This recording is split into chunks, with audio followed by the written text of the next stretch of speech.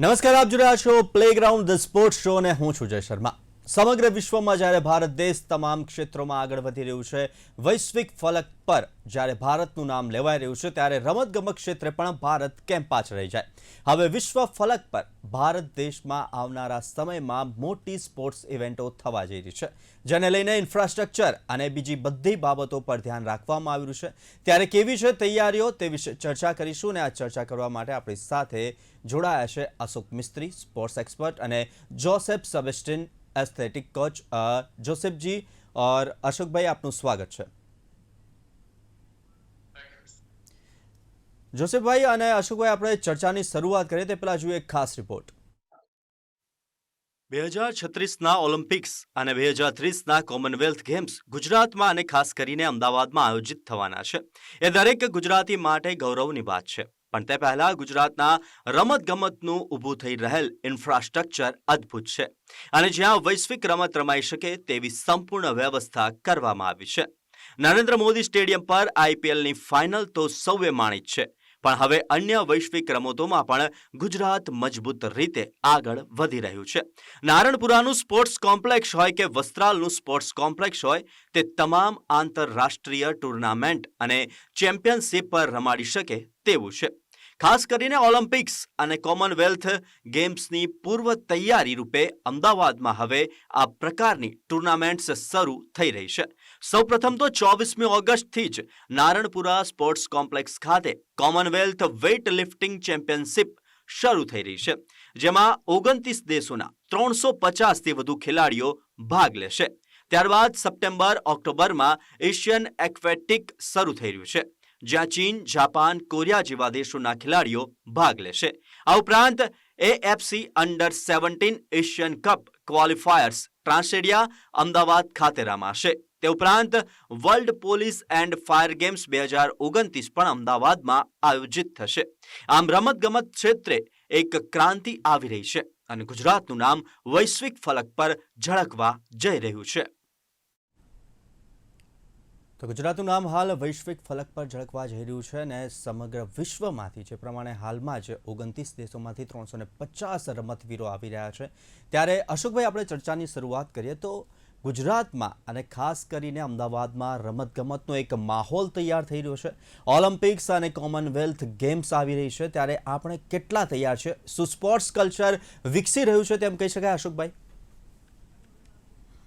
બિલકુલ સાચી વાત છે, કારણ કે સ્પોર્ટ્સ કલ્ચરની જો વાત કરીએ તો જ્યારે ખેલ મહાકુંભની શરૂઆત થઈ ત્યારે જે રમતગમતની વાત તો હતી જ એમાં, પણ એની સાથે સાથે સૌથી મહત્વની વાત હતી કે ફિઝિકલ ફિટનેસ, કે દરેકે દરેક નાગરિક સ્વસ્થ રહે એ પ્રકારનું એક આયોજન કર્યું હતું કે જેથી કરીને દરેકે દરેકને કંઈક ને કંઈક પ્રવૃત્તિમય રહે, કંઈક રમત રમે કે જેથી કરીને પોતે સ્વસ્થ રહી શકે।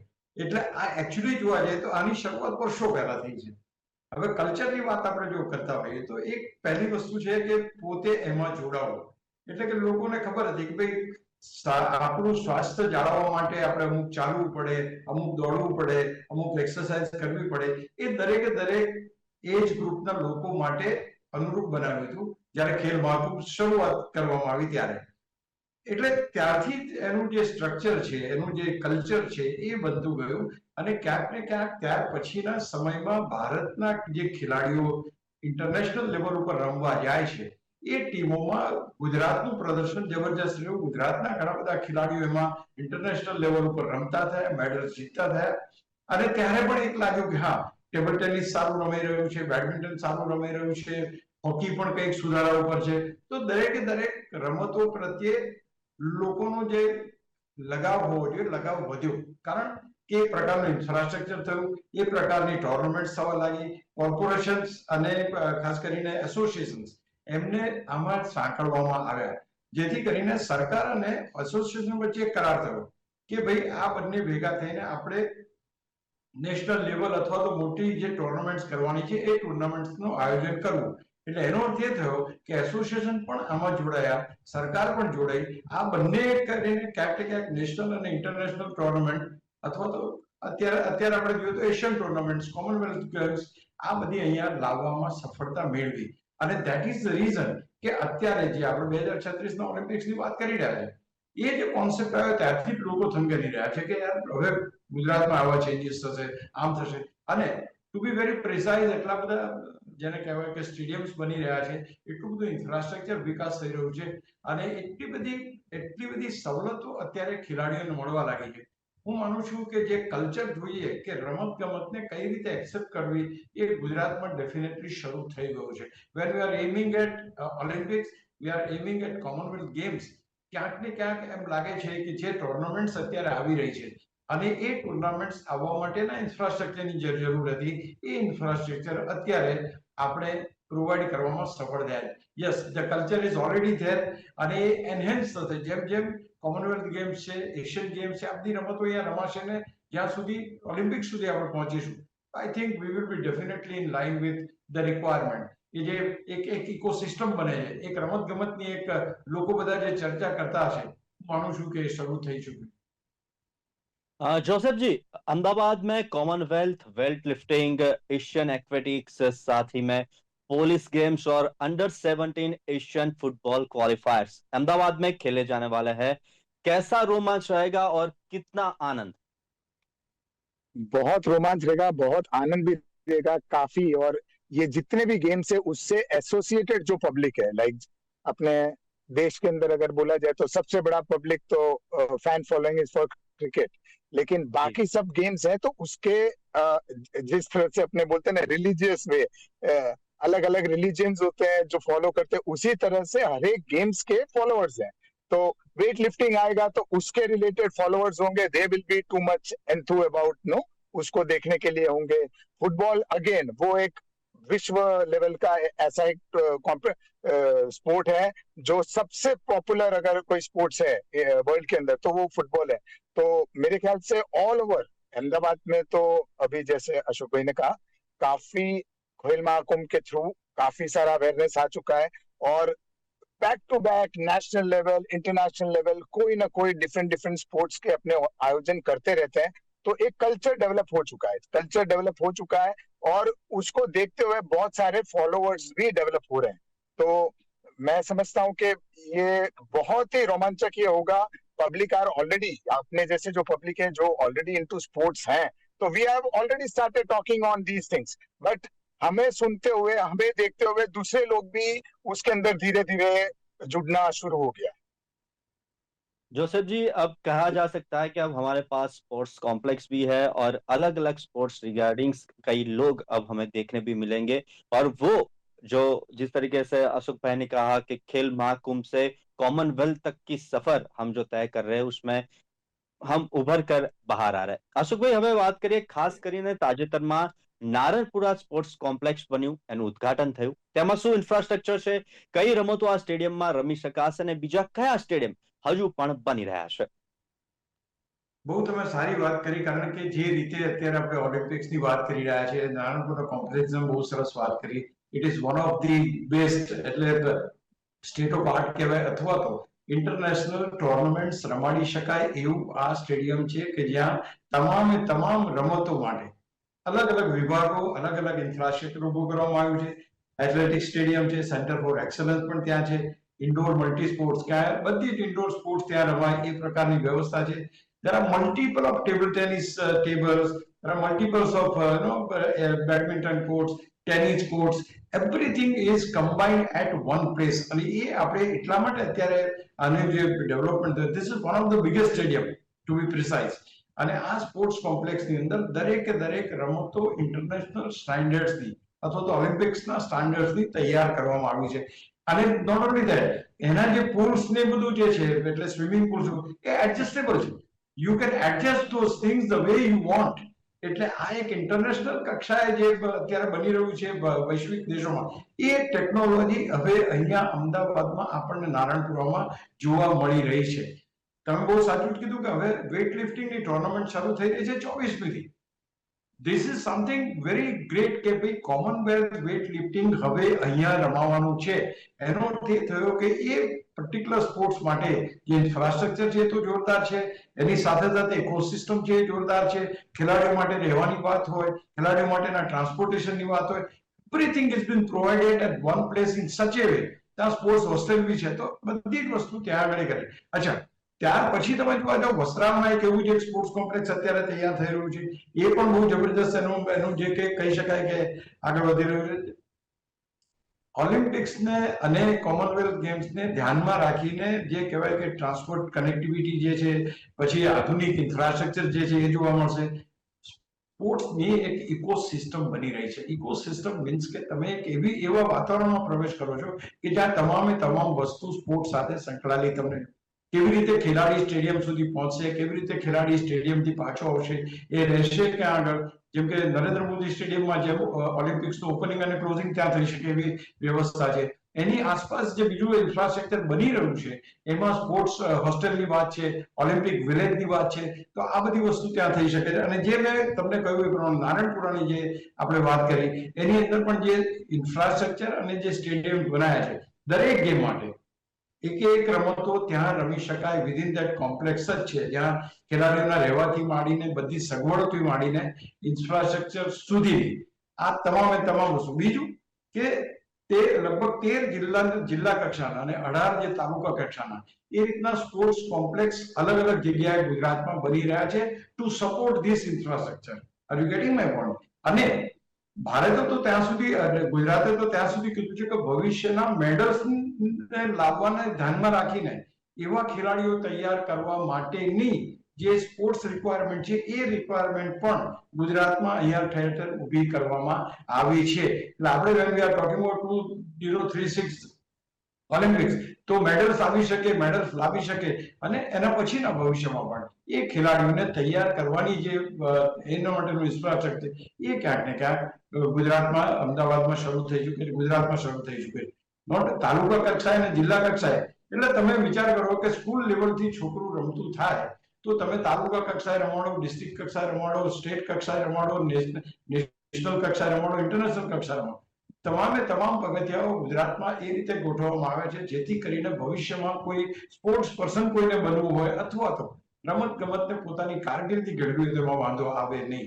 એટલે તમે જે કહ્યું એ ઓલિમ્પિક્સ અને કોમનવેલ્થ ગેમ્સ આ બંનેને અનુરૂપ જે કહી શકાય એ ઇન્ફ્રાસ્ટ્રક્ચર તૈયાર થઈ ચૂક્યું છે અને હજુ બીજું બની રહ્યું છે. Over the years those things will be required. તમે જેમ હમણાં વાત કરી એથ્લેટિક્સની, અત્યારે ઓલરેડી હમણાં નેશનલ રમાઈ ગઈ ત્યાં આગળ.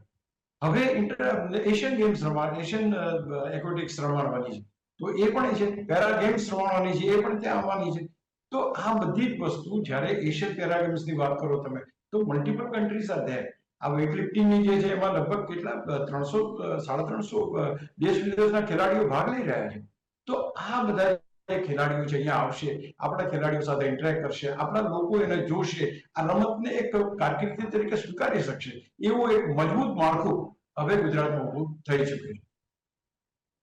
जोसेफ जी, इंटरनेशनल स्टैंडर्ड्स और टेक्नोलॉजी के साथ हमें इंफ्रास्ट्रक्चर मिल रहा है, एक बाद एक बड़ी स्पोर्ट्स इवेंट आ रही है, कॉमनवेल्थ गेम्स आ रहे हैं, फिर ओलंपिक्स आ रहा है. क्या गुजरात रेडी है, खास करके खेल के लिए खिलाड़ी और रेफरी, स्कोरर, एम्पायर्स, उसके अलावा और कितने लोगों की हमें आवश्यकता है जो कि खेल के पीछे के पर्दे से काम करते हैं? क्या हमारे पास ऐसे व्यक्ति है?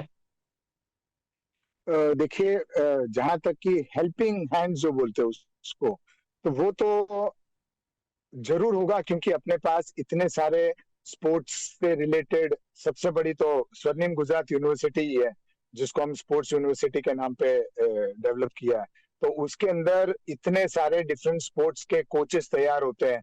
उसी के अंदर आपके स्पोर्ट्स टीचर्स, कॉलेज प्रोफेसर्स, जो एमपीएड के जो स्टूडेंट्स है, ये तैयार होते हैं. तो हमारे पास रॉ तो आ चुका है. लेकिन एक चीज के ऊपर मुझे अभी भी जो डाउट जो होता है, वो इसलिए क्योंकि अपने ओवरऑल इंडिया के अंदर भी हम देखा जाए, और खास करके गुजरात जैसे स्टेट के अंदर स्पोर्ट्स बायज पीपल है. स्पोर्ट्स बायज पीपल यानी पर्टिकुलर स्पोर्ट्स को फॉलो करने वाले पीपल ज्यादा है. तो ये एक चैलेंज ये होगा कि कितना, जैसे लास्ट एक प्रोग्राम में हमने वही बात की थी कि कितना क्राउड इसको देखने आएंगे.